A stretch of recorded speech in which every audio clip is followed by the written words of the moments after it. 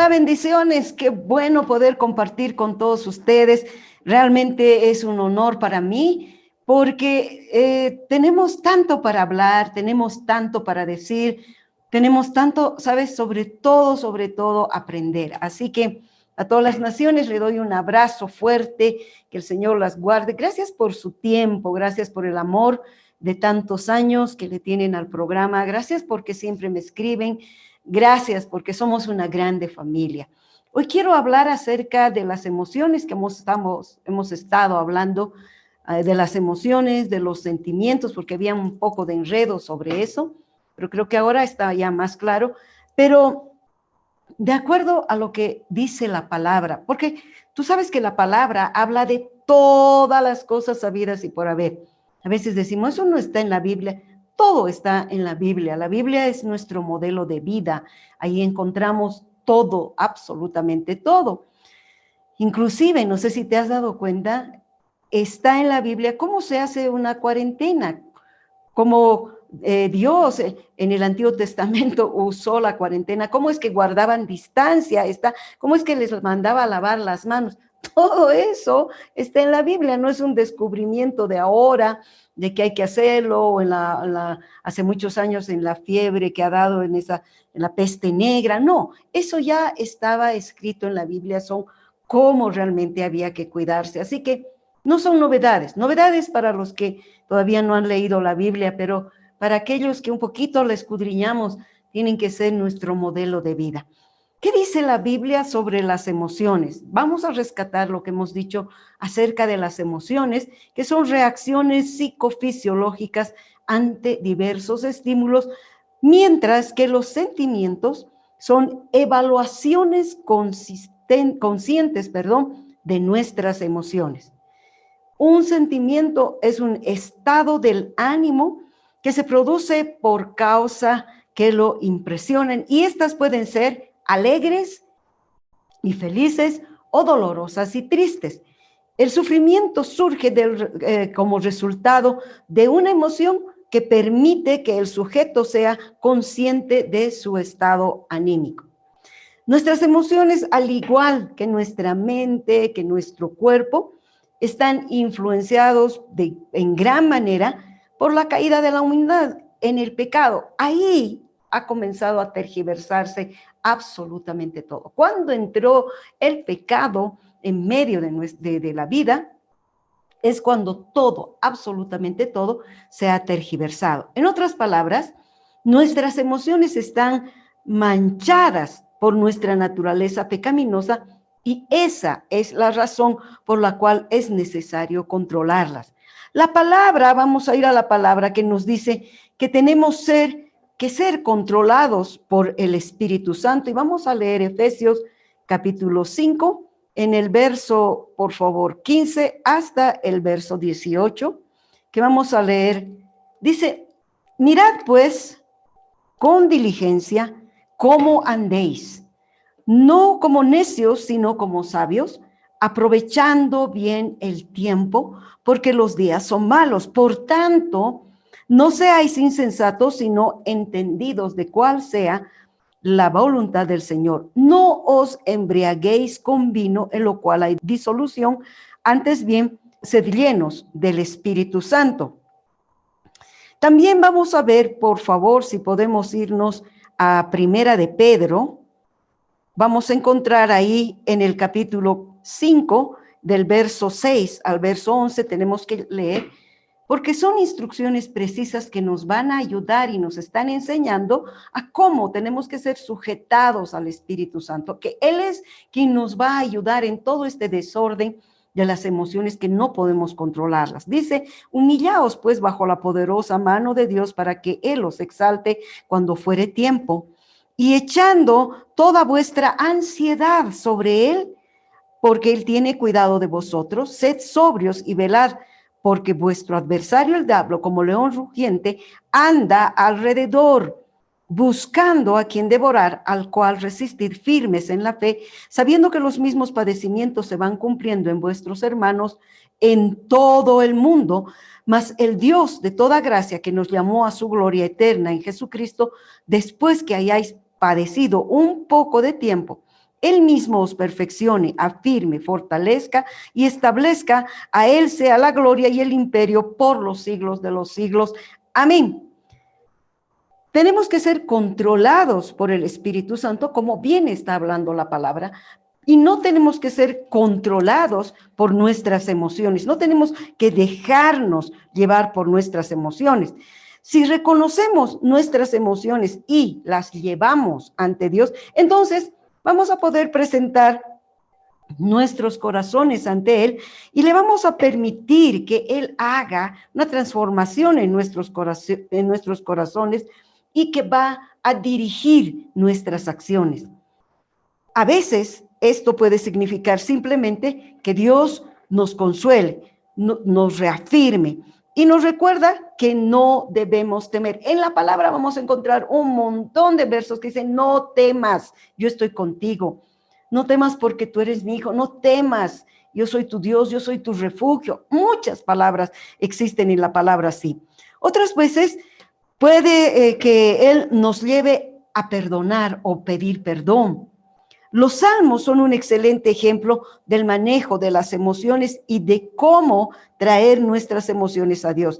Muchos salmos están llenos de puras emociones, de emociones puras, también podemos decir, pero estas se derraman delante de Dios en un intento de buscar su verdad y su justicia. La Biblia también nos habla de que somos creados a imagen y semejanza de Dios. Esto está en Génesis, en el primer libro, en el capítulo 1, en el verso 27, que dice: y creó Dios al hombre a su imagen. A imagen de Dios lo creó, varón y hembra los creó. También nos muestra, acá si estás viendo, que Dios tiene emociones. A veces pensamos en un Dios un poco sin emociones, un Dios parco, un Dios que todo tiene controlado, un Dios que sabe todo y que es como un cuadrado: esto va a pasar, esto es así, no tengo tiempo para hacer otras cosas, todo está dicho y bueno, en todo lo dicho está listo y punto. Creo que no es una forma de juzgar a Dios así, porque Él tiene emociones y tenemos emociones porque Dios las tiene, tenemos que pensar en eso. Él tiene emociones y nosotros hemos adquirido esas emociones. Tomemos, por ejemplo, la emoción de la ira. La ira, tú sabes que en la Biblia nos muestra que Dios tiene ira. Ahora me dirás: ay, pero ¿cómo es posible que podamos decir que Dios tiene ira? Si vemos en el Salmo 7, en el verso 11, ahí vamos a encontrar que dice así: Dios es juez justo. Y Dios está airado, aquí está la emoción, Dios está airado contra el impío todos los días. Ahí está mostrando que Él también tiene ira, que Él también se airea, tiene ese momento como nosotros tenemos, pero no podemos llevarlo al pecado. Dice: airaos, pero no pequéis. No está pecando aquí, pero está demostrando que Él tiene ira. Leamos, por favor, entonces, en Primera de Reyes, en el capítulo 11, en el verso 9 hasta el verso 10, dice: y se enojó Jehová contra Salomón por cuanto su corazón se había apartado de Jehová, Dios de Israel, que se le había aparecido 2 veces. Y en el verso 10 está hablando y le había mandado acerca de esto que no siguiese a dioses ajenos, mas él no guardó lo que le mandó Jehová. Aquí está mostrando cómo él también se enoja. A veces dicen: no, él no tiene sentimientos. Sí ama, por lo tanto también puede enojarse, porque él ama, ¿verdad? Es otra cosa. Entonces, no solamente como padre, sino veamos a Jesús. A veces Jesús es mucho más humano, digamos, porque ha venido en carne y hueso, se ha presentado, han podido desde bebé y todo lo demás, su nacimiento y todas las cosas. Entonces parecería que fuera un poco más humano, lo han palpado, lo han visto, lo han tocado y todo lo demás. ¿Por qué no vamos a Juan? Por favor, vamos a ir a Juan en el capítulo 2, en el verso 13 al verso 16, y dice: Estaba cerca la Pascua de los judíos y subió Jesús, dice, a Jerusalén y halló en el templo a los que vendían bueyes, ovejas y palomas y a los cambistas allí sentados y haciendo un azote de cuerdas, echó fuera del templo a todos y las ovejas y los bueyes y esparció las monedas de los cambistas y volcó las mesas y dijo a los que vendían palomas, quitad de aquí esto y no hagáis de la casa de mi padre casa de mercado. Y en Marcos también está hablando lo mismo, pero la ira no está mal. Esta tiene una enseñanza particular y especial también cuando se habla acerca de la adoración, pero eso no es el tema. En otra oportunidad vamos a explicar por qué los echó fuera, por qué los sacó. A veces lo quieren ver como que ahí no se vende, no se negocia con los dones, pero la correcta es diferente, la correcta enseñanza que algún día vamos a traer para que podamos ser libres de todo eso. La ira no está mal, pero muchas veces nuestra ira resulta del egoísmo que nosotros tenemos, lo cual eso sí es incorrecto. Y con demasiada frecuencia arremetemos en ira sin pensar en las consecuencias. Dejamos que nuestra ira nos controle, en lugar nosotros de controlar la ira. A ver, vamos a ir a la palabra, pero yo quería hacerte una pregunta. ¿Qué pasa cuando tú realmente tienes algún inconveniente, tienes alguna cosa que realmente te ha hecho enojar? ¿Cuál es tu reacción primera? ¿Qué es lo que realmente tú haces primero? ¿Es que realmente estallas en una ira? ¿Es que realmente dices, ya, qué me importa? Ni modo, me da pena y hay que consolarte? ¿O es que realmente lo pasas como si fuera, ya, ni modo, qué puede ser? Que dar la vuelta a la hoja y punto. ¿Cuáles son esas de tus reacciones? Porque el reaccionar enojado, el reaccionar en ira, o el reaccionar de otra manera, en esa pasividad, tampoco está bien, ¿verdad? Pero vamos a leer Santiago capítulo 1, en el verso 20, dice, porque la ira del hombre no obra la justicia de Dios. Y es bien claro, pues la ira humana, dice, no produce la vida justa que Dios quiere. Y en Efesios, en el capítulo 4, en el verso 26, alienta, si se enojan, dice, no pequen. Entonces, no permitan, dice, que el enojo les dure hasta la puesta del sol. Necesitamos aprender a manejar las emociones como la ira.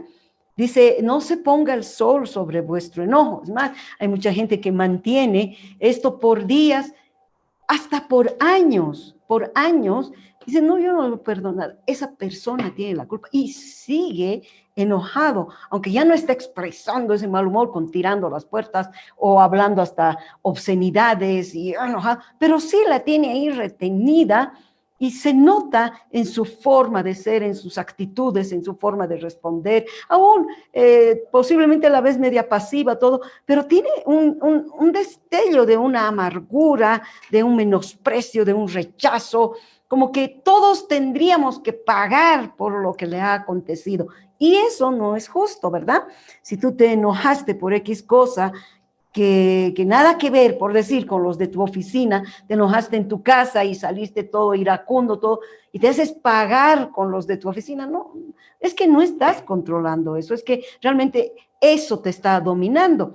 O muchas veces hemos tenido un fuerte y gran inconveniente en la oficina y llegamos a la casa, y esto sucede muchísimo, y aún hasta el pobre perro es el que puede ser en el que se descargue toda esa ira descontrolada con un puntapié, o pues generalmente se hace con las personas que uno ama, ¿no?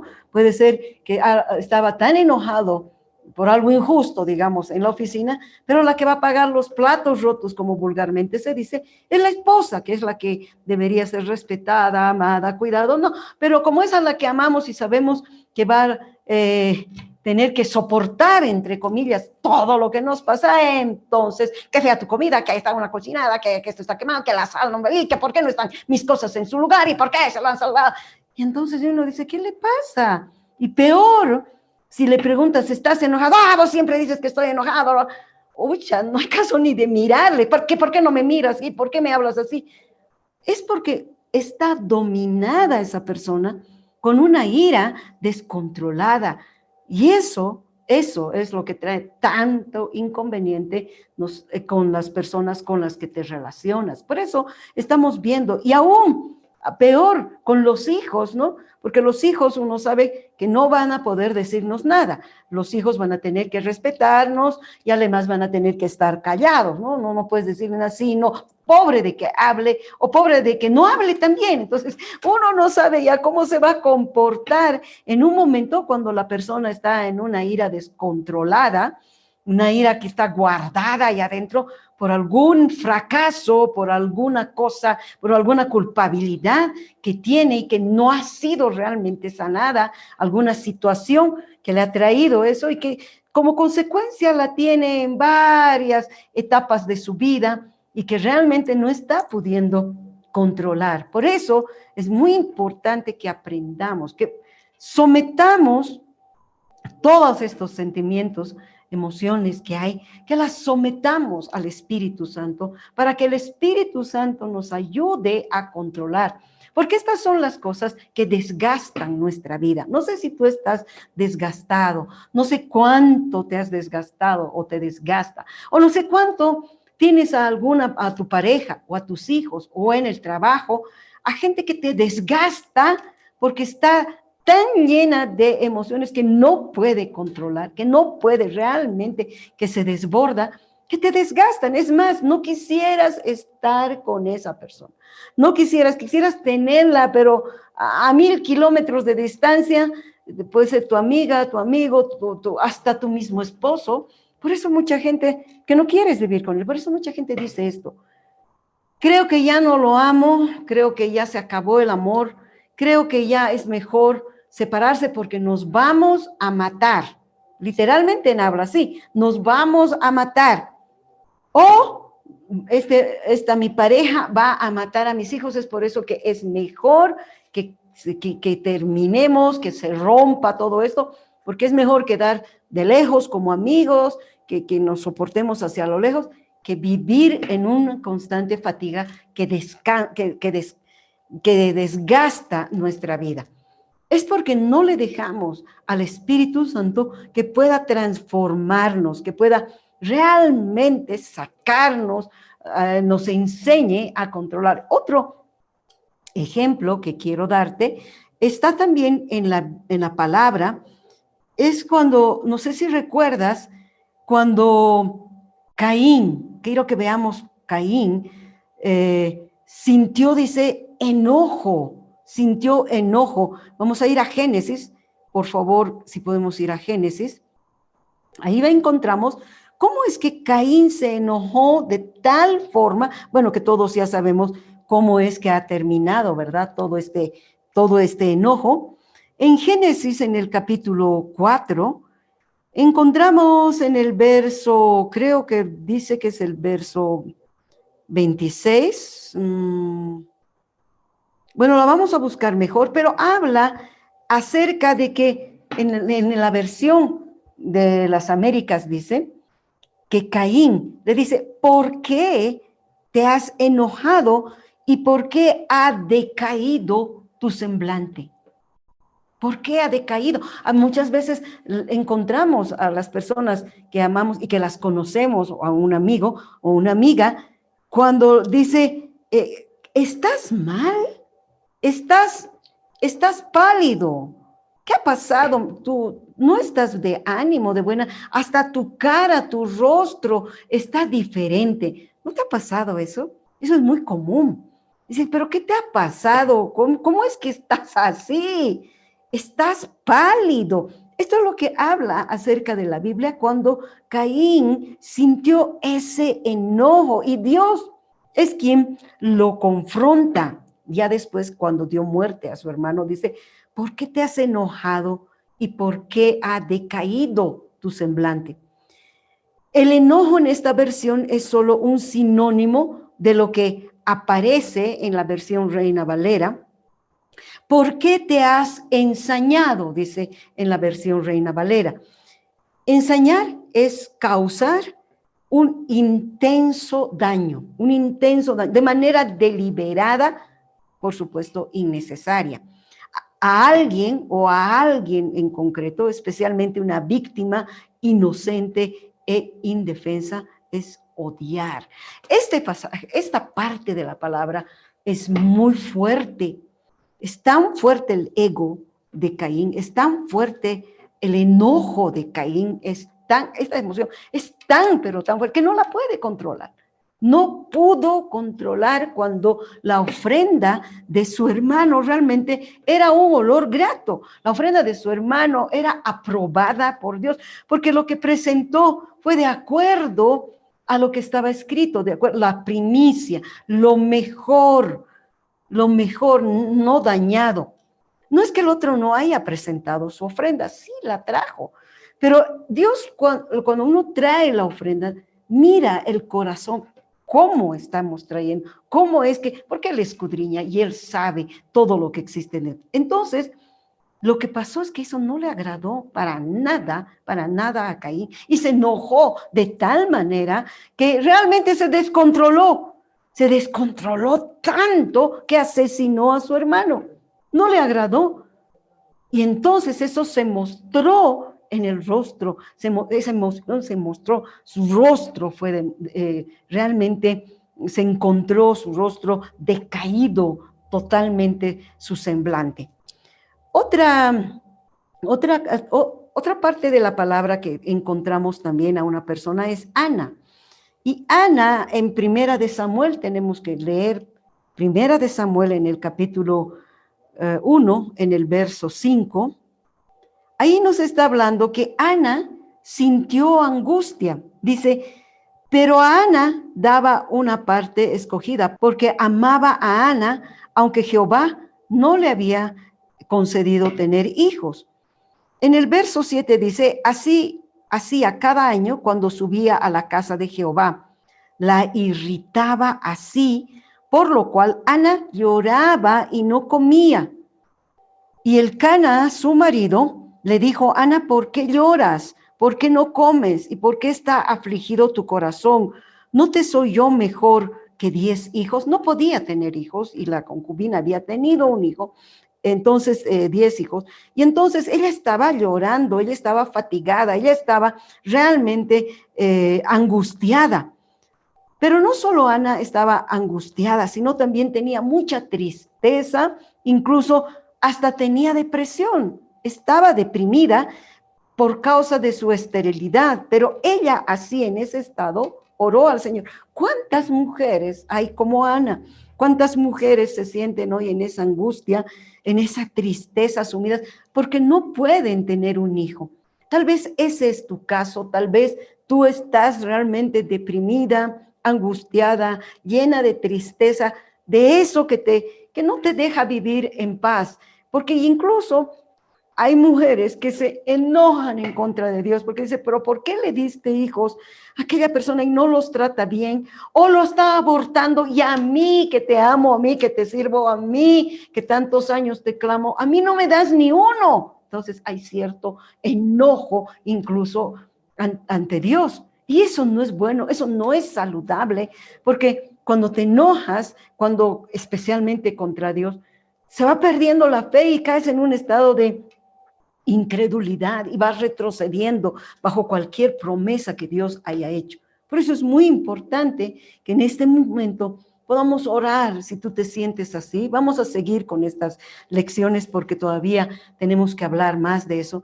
Porque Jesús ha venido por los afligidos, Jesús ha venido para darnos libertad y para que creamos en esas promesas y pidamos a ese Espíritu Santo que nos ayude a controlar esta ira. Amado Padre, yo te pido por todos nosotros para que nos puedas ayudar a través de tu Santo Espíritu a que podamos controlar esas emociones, la falta que estamos teniendo, ese enojo que no podemos superar, la tristeza, la depresión, la angustia o cualquier situación que no la podamos controlar. Padre, nos entregamos a ti suplicando por el poder de tu Espíritu Santo que haya una libertad y una sanidad en medio de todo esto, en el nombre de Jesús. Amén y amén.